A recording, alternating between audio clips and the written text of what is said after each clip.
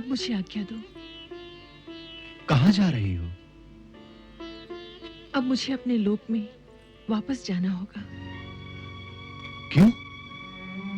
हम इस धरती के प्राणी नहीं हैं। हम यहाँ सदा नहीं रह सकते। यही हमारी विवशता है।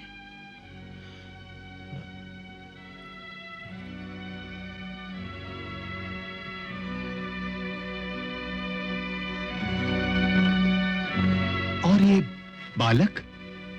ये इस धरती का मानव है, इसलिए ये मेरे साथ स्वर्गलोक नहीं जा सकता। अपनी धरोहर संभालिए।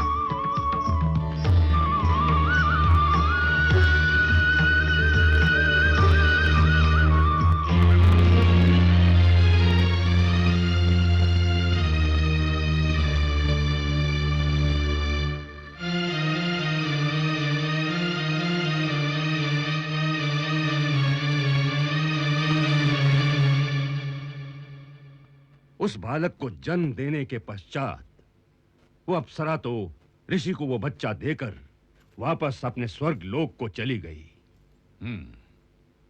उसके जाने से ऋषि को इतना दुख हुआ कि उन्हें फिर से वैराग्य हो गया। और प्रभु कृपा से वो अहंकार और मोह के अंधकार से निकलकर फिर भक्ति और ज्ञान के संसार में चले गए। शेषी रायण जब तपस्या के लिए वापस चले गए तो उस बालक को भी अपने साथ वन में ले गए। यही बालक आगे चलकर काल यवन के नाम से मलेच्छ देश का राजा बना। शेषी रायण की संतान और मलेच्छ देश का राजा बन गया? ये कैसे संभव हुआ? जिन दिनों शेषी रायण और उस अप्सरा की प्रेम लीला चल रही थी, उन्हीं दिनों मलेच्छ देश पर एक बड़ा प्रतापी और वीर राजा राज्य करता था, जिसका नाम था ताल जंग। दुश्मन का कोई भी आदमी भागने न पाए। कत्ल कर दो सबको, कत्ल कर दो सबको, कत्ल कर दो सबको। ताल जंग ने अपने राज्य की सीमाएं बहुत दूर दूर तक फैला दी थीं। दूर दूर के देशों पर आक्रमण करके वो या तो उनको अपने अधीन कर लेता था या उनकी संपदा लूटकर अपने देश में ले आता था। उसके पास अपार वैभव था, शक्ति थी, समस्त राजा उससे डरते थे।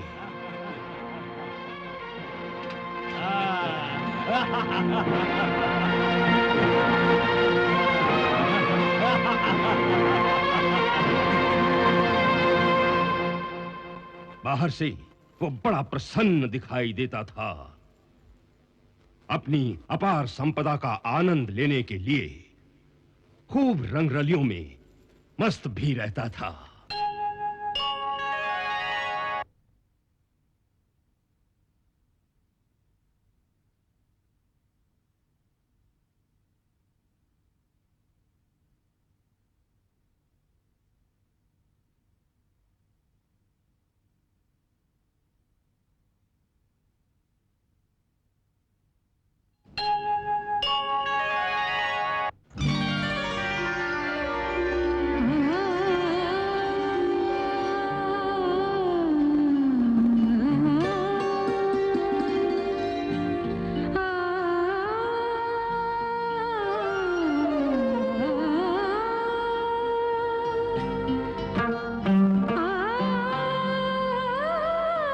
वाह वाह वाह वाह वाह।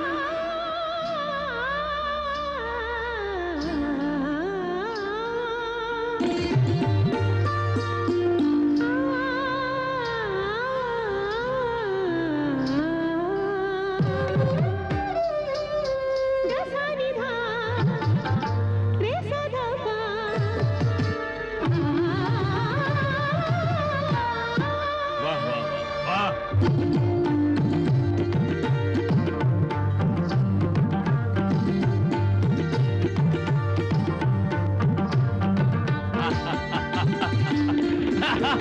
वाह वाह वाह वाह।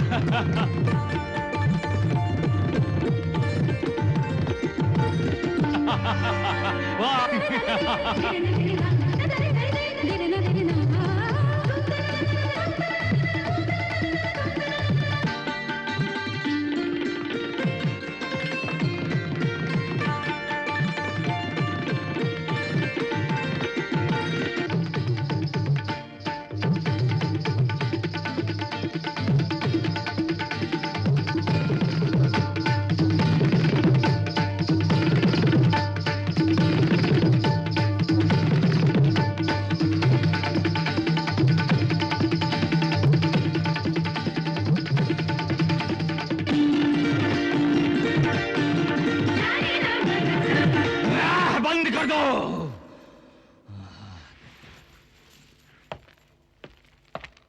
ये सब कुछ उसके पास था, परंतु अंतर्मन में वो खुश नहीं था। उसे इस बात का गहरा दुख था कि दुनिया की सारी खुशियां होते हुए भी उसके घर में संतान नहीं थी। संतान का अभाव एक शूल की भांति उसके मन में निरंतर चुभता रहता था। इसलिए अक्सर वो अचानक उदास हो जाता था।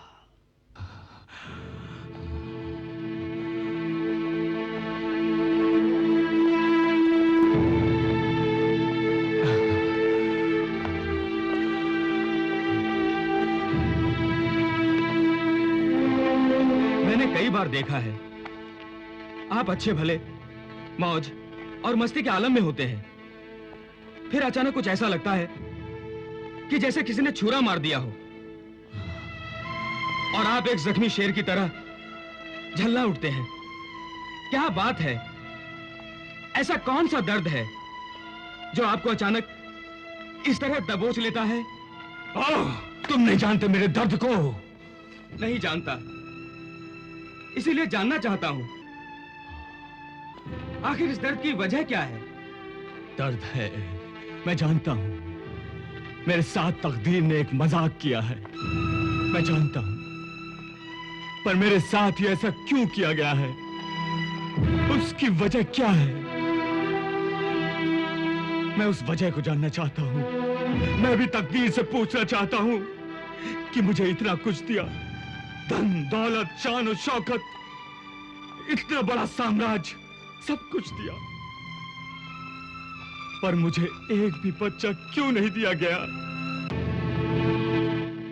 जो मेरी इतनी बड़ी संपदा, मेरे इतने विशाल साम्राज्य का वारिस होता। मैं पूछना चाहता हूं अपनी तकदीर से कि मेरे बाद ये महल, दो महले, ये शाही खजाने, ये तख्त और ताज क्या फकीरों और भिखारियों में बांट दिए जाएंगे? मैं इस मजाक की वजह जानना चाहता हूं अपनी तकदीर से। है कोई इसका जवाब देने वाला? है कोई? हाँ है। कौन? मेरे साथ चलिए। कहां? थोड़ी दूर जाना होगा, 4 दिन का सफर है। आनंदगिरी पर्वत की एक गुफा में एक बाबा जी रहते हैं। उन्हें आने वाला वक्त और गुजरा हुआ काल हाथ पर रखे आंवले की तरह प्रत्यक्ष दिखाई देता है। वही आपके सवाल का जवाब देंगे। मेरे साथ चलेंगे? जरूर चलूंगा। इस सवाल का जवाब पाने के लिए मैं दुनिया के आखिरी कोने तक भी जाने को तैयार हूं।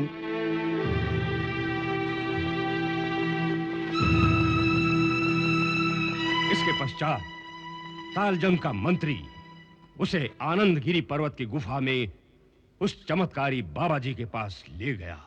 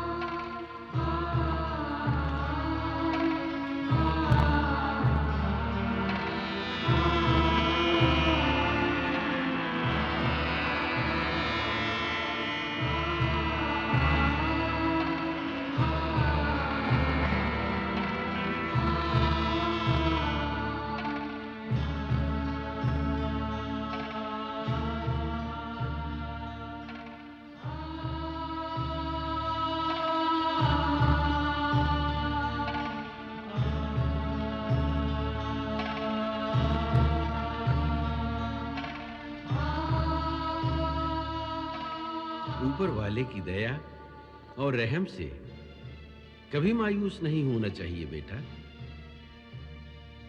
वो बड़ा दयालु है। वो सबका दुख मिटाने वाला है। वो तेरे दुख को भी जानता है और उसने तेरे दुखों को मिटाने का उपाय भी कर दिया है। मेरा दुख मिटाने का उपाय कर दिया है बाबा? हाँ, तेरा दुख सिर्फ इतना ही है कि तुझे एक बच्चा चाहिए जो तेरी सल्तनत और तेरे राजपाट का वारिस हो, जो तुम्हारे बाद तुम्हारे कुल का नाम ऊंचा कर सके, जिसकी वीरता पर तुम और तुम्हारी प्रजा दोनों को गर्व हो सके। यही चाहिए ना? जी बाबा। तो अपने राज्य की पूर्वी सीमा पर जाओ।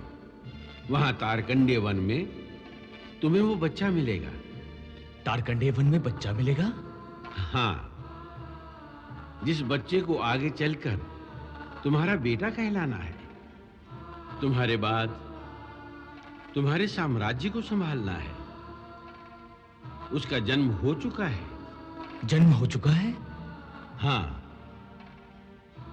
शेषिरायन मुनि के द्वारा स्वर्ग की एक अप्सरा के गर्भ से वो बालक पैदा हो चुका है। अपने जिस साम्राज्य को संभालने की तुम्हें चिंता है, उस साम्राज्य को संभालने के लिए तकदीर ने उस बच्चे को जन्म दिया है, जो तुमसे अधिक वीर होगा। ऐसा योद्धा होगा कि संसार में कोई उसे हरा नहीं सकेगा। तुम्हें एक गुप्त रहस्य की भी बात बताता हूं कि उसे भगवान शंकर का ऐसा वरदान है कि संसार में किसी भी हथियार से, किसी भी अस्त्र शस्त्र से उसे मारा नहीं जा सकेगा। जा, तेरी तकदीर का वारिस वन में तेरा इंतजार कर रहा है। उसे शेषिरायन से मांग ले और दत्तक पुत्र बना ले। जा।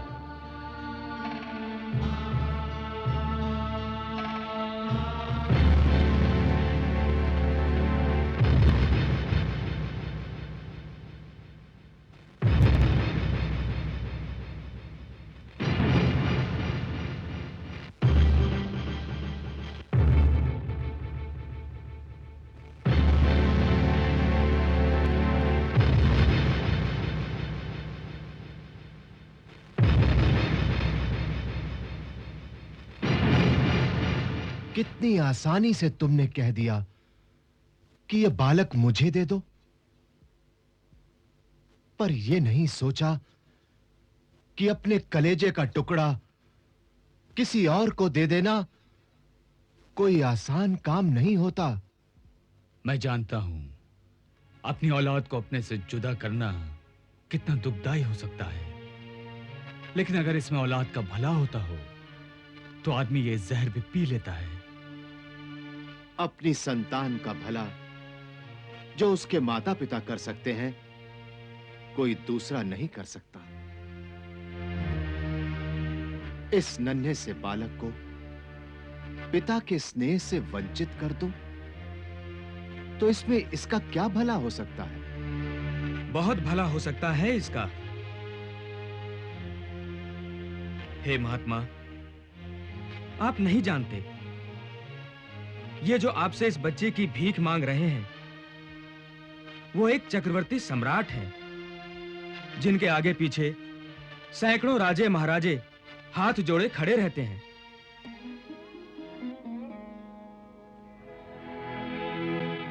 आपका पुत्र इनके विशाल साम्राज्य का एकमात्र वारिस होगा। ये जो यहां जंगल में पड़ा है, ये राजमहल का राजकुमार होगा, जिसके आगे पीछे सैकड़ों दास दासियां कतारें लगाए खड़ी होंगी। इस बच्चे की तकदीर में एक महाप्रतापी सम्राट बनना लिखा है। इसीलिए हम दोनों को आपके पास इस बच्चे को लेने के लिए भेजा गया है। भेजा गया है? किसने भेजा है आपको? आनंदगिरी पर्वत की गुफा वाले बाबा जी ने। उन्होंने ही आपका पता दिया था। सम्राट उनके पास औलाद की भीख मांगने के लिए गए थे, तो उन्होंने कहा कि जिसे तुम अपने साम्राज्य का चक्रवर्ती सम्राट बनाना चाहते हो, वो तारकंडे वन में रहने वाले मुनि शशिरायन और एक अप्सरा के पुत्र के रूप में पैदा हो चुका है। उसे अपना दत्तक पुत्र बना लो, वही इस साम्राज्य का वारिस है। आनंदगिरी वाले बाबा जी को हमारे पुत्र के बारे में यह सब कैसे पता था? क्योंकि वो त्रिकालदर्शी हैं। उन्होंने हमें यह रहस्य भी बताया है कि इस बालक को भगवान शिव का वरदान मिला है। ये संसार में किसी भी अस्त्र या शस्त्र के द्वारा नहीं मारा जा सकता। ये तो बड़ी अद्भुत बात है, क्योंकि इस रहस्य को केवल मैं और भगवान शिव ही जानते हैं। वो बाबा जी अवश्य कोई चमत्कारी योगी हैं, जिन्होंने आपको हमारे यहां भेजा है। हे महायोगी, आप जो भी हैं, मैं आपको प्रणाम करता हूं और आपकी बात को एक दिव्य आदेश समझकर, उस आज्ञा को मानकर अपना पुत्र इन्हें सौंपता हूं। शायद इसी में उसका कल्याण होगा। ऋषि ने वो बालक उसे दे दिया। फिर बालक को उसने बड़े लाड प्यार से पाला और उसका नाम रख दिया काल यवन। फिर मलेच्छ राजा की मृत्यु के पश्चात काल यवन यवन देश का राजा बन गया। वो एक ऐसा वीर है सम्राट, ऐसा वीर है कि जिसने संसार के समस्त वीरों को युद्ध की चुनौती दे रखी है, परंतु आज तक किसी में भी उससे लड़ने की न शक्ति है न साहस। वो आज युद्ध करने के लिए तरस रहा है सम्राट, वो युद्ध करने के लिए तरस रहा है। इसलिए मैंने सोचा कि यदि आप आज्ञा दें तो मैं काल यवन को मथुरा पर आक्रमण करने के लिए उकसाऊं। अवश्य महाराज शल्य, अवश्य। यदि काल यवन मथुरा पर सामने से धावा करे तो हम पीछे से मथुरा को घेर लेंगे और फिर मथुरा वालों के लिए दो तरफ की आग से बचना असंभव हो जाएगा, असंभव। महाराज शल्य, आप आज ही यवन देश की ओर कूच करके काल यवन के पास हमारी मित्रता का संदेश लेकर जाइए। उससे कहिए कि यदि जरासंध और काल यवन की शक्तियां आपस में मिल जाए तो इस धरती का राजनीतिक चित्र ही बदल जाए। हाँ सम्राट, हाँ।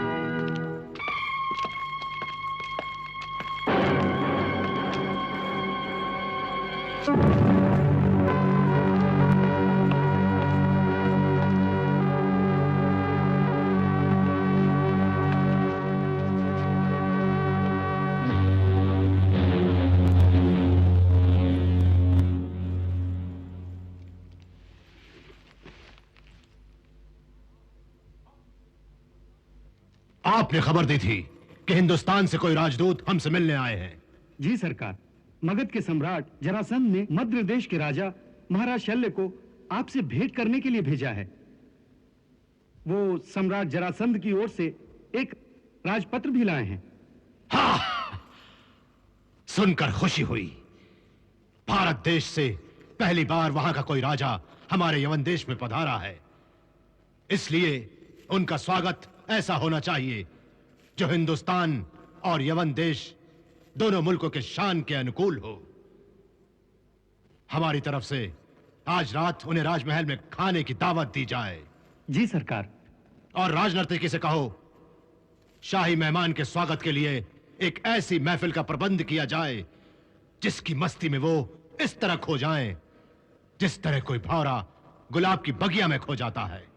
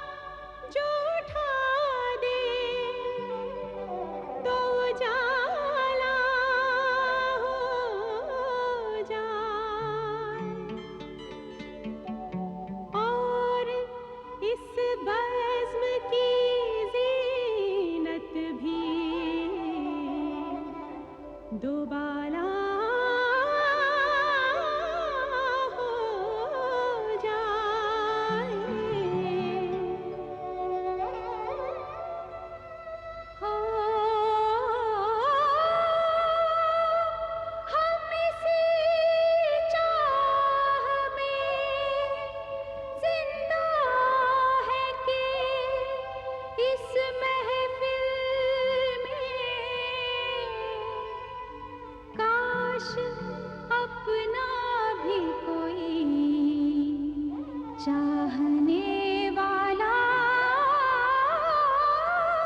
हो जाए। मरहबा मरहबा ये महफिल मरहबा मरहबा मरहबा ये महफिल मरहबा मरहबा मरहबा ये रौनक मरहबा।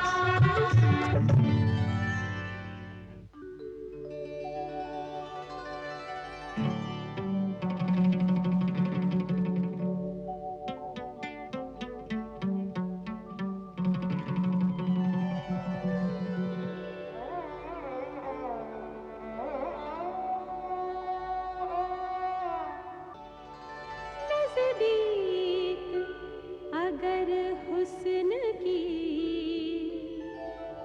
आतिश आ जाए, पत्थर के कलेजे में भी जुम्बिश आ जाए।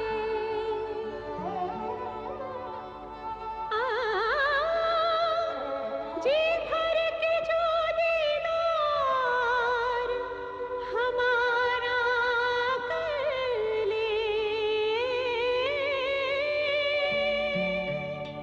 ईमान के पाँव में भी लग़ज़िश आ जाए। मरहबा मरहबा ये जलवे मरहबा मरहबा मरहबा ये जलवे मरहबा मरहबा मरहबा ये चेहरे मरहबा।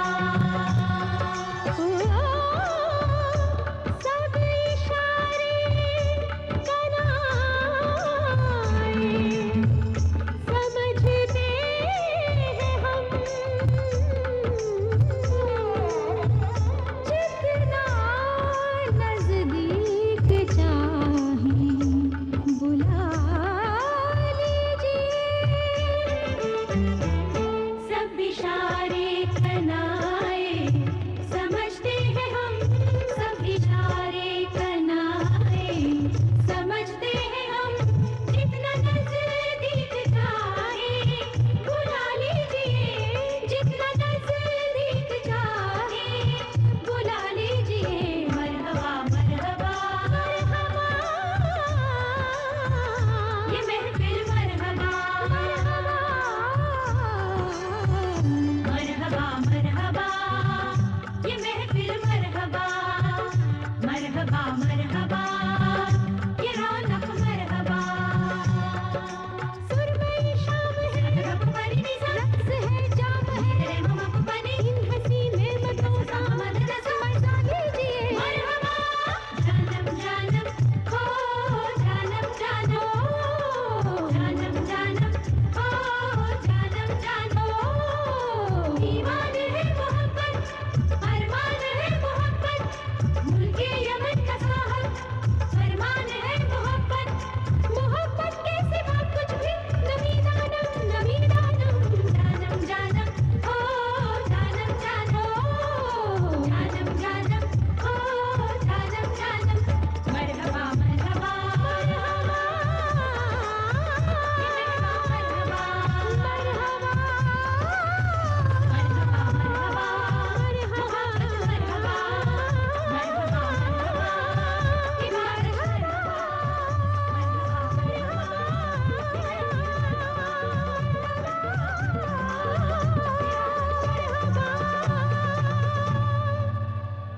वाह वाह वाह वाह वाह वाह वाह।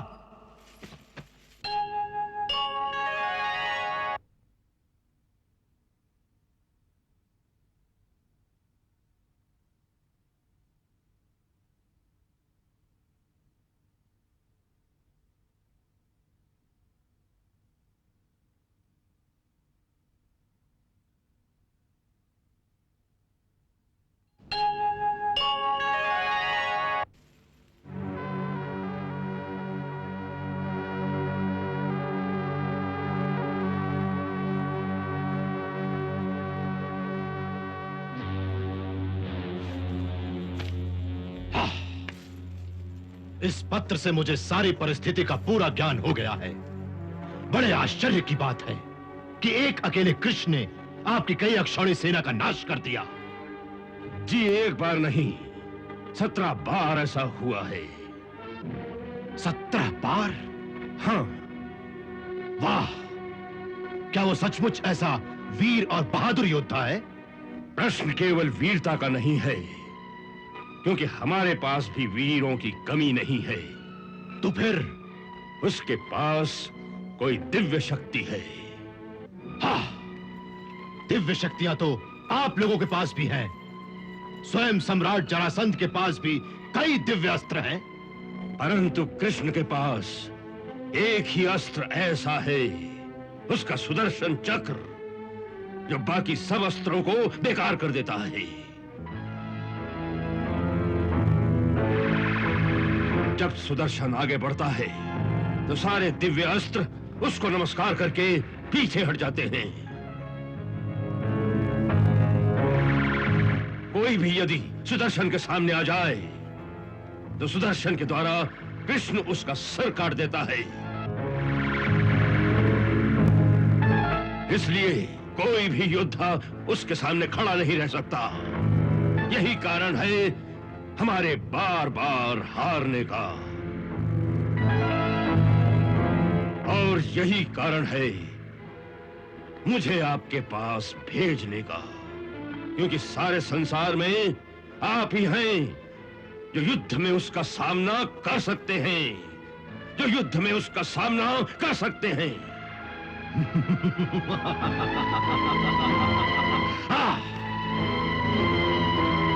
सच पूछो तो ऐसे ही परम वीर योद्धा की मुझे कई वर्षों से तलाश है, जिसके साथ टक्कर लेने में कुछ मजा आए,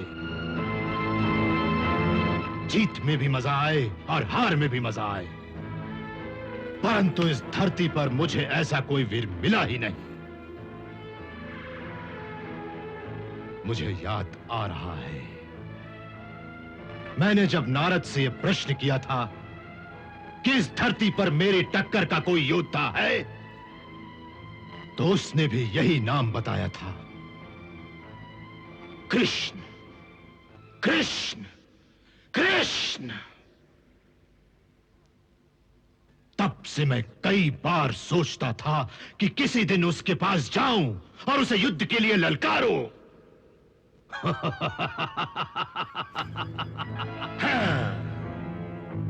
और आप लोगों ने खुद ही उसका अवसर दे दिया। परंतु परंतु परंतु क्या? परंतु ये कि जिस सुदर्शन चक्र का आपने जिक्र किया है, उसका तोड़ मेरे पास है या नहीं, यही सोच रहा हूं। इसका तोड़ तीनों लोगों में किसी के पास नहीं। तो फिर युद्ध कैसे होगा? वो तो मेरा सिर काट देगा। नहीं, आपका सिर सुदर्शन भी नहीं काट सकता। वो कैसे? भगवान शिव के वरदान से। आपके पिता को भगवान शिव ने 2 वरदान दिए थे। पहला ये कि इस संसार में कोई भी योद्धा किसी भी अस्त्र या शस्त्र द्वारा आपकी हत्या नहीं कर सकता, इसलिए सुदर्शन चक्र भी आपका कुछ नहीं बिगाड़ सकता। वाह! और दूसरा वरदान क्या था? भगवान शिव ने कहा था कि सूर्यवंशी हो या चंद्रवंशी, कोई भी क्षत्रिय वीर उसे युद्ध में हरा नहीं सकेगा। संसार का कोई भी योद्धा किसी भी शस्त्र या अस्त्र से उसकी हत्या नहीं कर सकेगा। कृष्ण वैसे तो गोकुल में पला है, परंतु उसका जन्म मथुरा में हुआ था, इसलिए वो माथुर है। यही कारण है कृष्ण आपको युद्ध में कभी नहीं हरा सकेगा।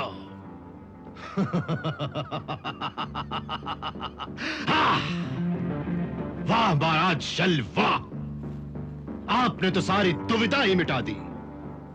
किसी वीर पुरुष से युद्ध करने के लिए ये बाहु कब से फड़क रहे थे, आपने तो हमारी तमन्ना ही पूरी कर दी। वाह!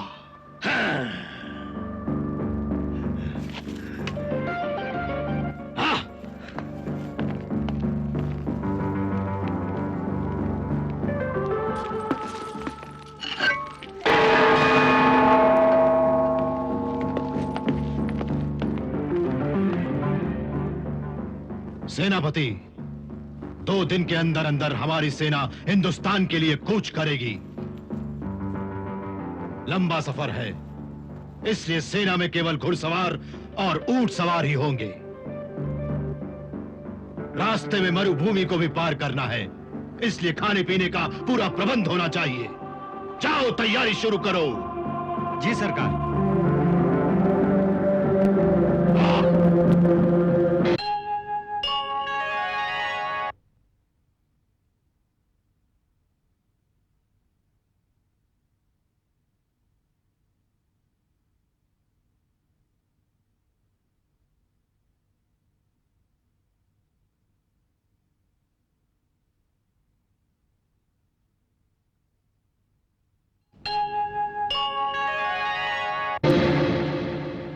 आपकी वाणी सत्य हुई प्रभु, सत्य हुई। काल यवन मथुरा पर आक्रमण करने के लिए अपनी सेना लेकर निकल चुका है।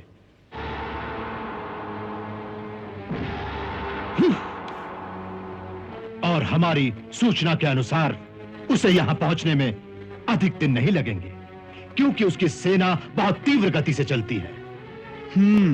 उधर जरासंध भी अपनी सेना लेकर राजधानी से निकल चुका है। जरासंध फिर आ रहा है? हाँ प्रभु, पहले काल यवन मथुरा पर आक्रमण करेगा, और जब हमारी सेना उससे लड़ने जाएगी, उस समय मथुरा की रक्षा करने वाला कोई नहीं होगा। तब उसी समय जरासंध पीछे से मथुरा पर आक्रमण करेगा और सारी नगरी को आग लगा देगा। यही उसकी सूचना है प्रभु, यही उसकी योजना है। ये धूर्त अब छल पर उतर आया है। अब के इसका दंड इसे अवश्य देना होगा। देखो कन्हैया, हर बार तुमने मुझे जरासंध का वध करने से रोका है, परंतु इस बार मैं उस नीच को अवश्य ही मार डालूंगा। अब के मेरा हाथ मत रोकना। हाँ भैया, मैंने कितनी बार आपसे कहा है कि ब्रह्मा जी ने उसकी मृत्यु आपके हाथों नहीं लिखी, फिर वृथा चेष्टा करने से क्या लाभ? तो फिर किसके हाथों लिखी है? समय आने पर वो भी बता दूंगा। अभी तो ये सोचो दाऊ भैया कि ये काल यवन का संकट जो मथुरा की ओर बढ़ा आ रहा है, उसका समाधान कैसे हो। क्यों अक्रूर जी?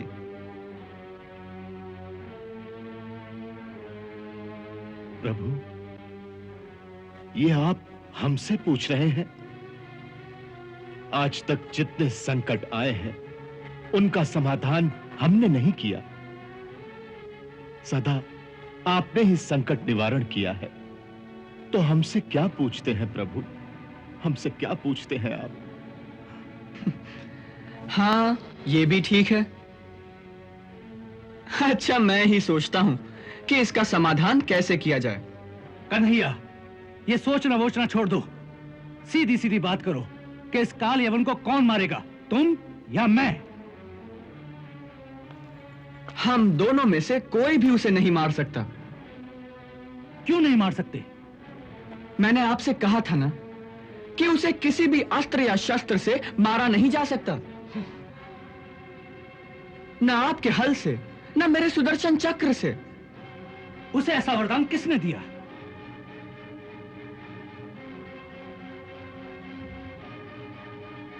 हमारे प्रभु भोलेनाथ भगवान शिव ने।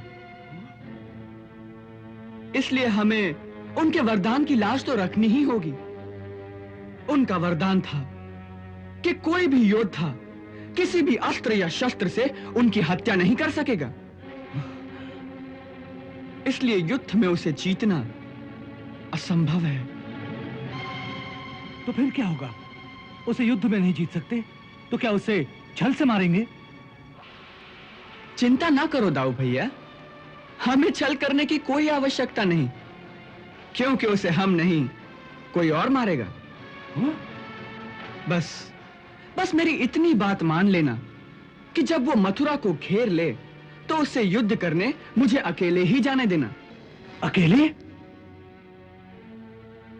तो मैं भी साथ नहीं जाऊं? नहीं दाऊ भैया, तब तो सारी बात ही बिगड़ जाएगी। ये काम तभी हो सकता है जब मैं अकेले जाऊं। तुम्हारा ये तर्क मेरी समझ से बाहर है। देखो, भगवान शंकर के वरदान के अनुसार हम तो उसे मार नहीं सकते और ना ही युद्ध में उसे हराया जा सकता है। हाँ, फिर? फिर ये कि हमें किसी ऐसे पुरुष को ढूंढना चाहिए जो बिना युद्ध के ही उसे मार सके। और वो पुरुष मैंने ढूंढ लिया है। कौन है वो? महाराज मुचुकंद। मुचुकंद? मुचुकंद कौन? वो त्रेता युग में इक्ष्वाकु वंश के एक परम प्रतापी और परम शूरवीर राजा थे। वो त्रेता युग में थे, तो इस द्वापर युग में वो हमारे किस काम के? क्योंकि वो अभी तक इस धरती पर विद्यमान है। प्रभु, त्रेता युग से अभी तक जीवित है, तो वो है कहां? यहां मथुरा के पास ही पहाड़ की एक गुफा में सो रहे हैं। कन्हैया, मैं तुम्हारे हाथ जोड़ता हूं, ये पहेलियां मत बुझाओ। सच सच बताओ, ये तुम्हारी क्या लीला है? ये मेरी लीला नहीं है दाऊ भैया, ये तो इतिहास की बात है। सुनो, एक समय जब देवासुर संग्राम में देवता हार रहे थे, तो देवराज इंद्र ने देखा कि उस समय धरती पर इक्ष्वाकु वंश के एक राजा थे, महाराज मुचुकंद। वो परम प्रतापी और परम शूरवीर थे, जिससे वो इस धरती पर चक्रवर्ती सम्राट हो गए थे। जब इंद्र ने उनसे सहायता मांगी, तो उस महाप्रतापी राजा ने इंद्र की प्रार्थना को स्वीकार करके उस युद्ध में देवताओं की ओर से भाग लिया। महाराज मुचुकंद ने उस संग्राम में असुरों के साथ घोर संग्राम किया।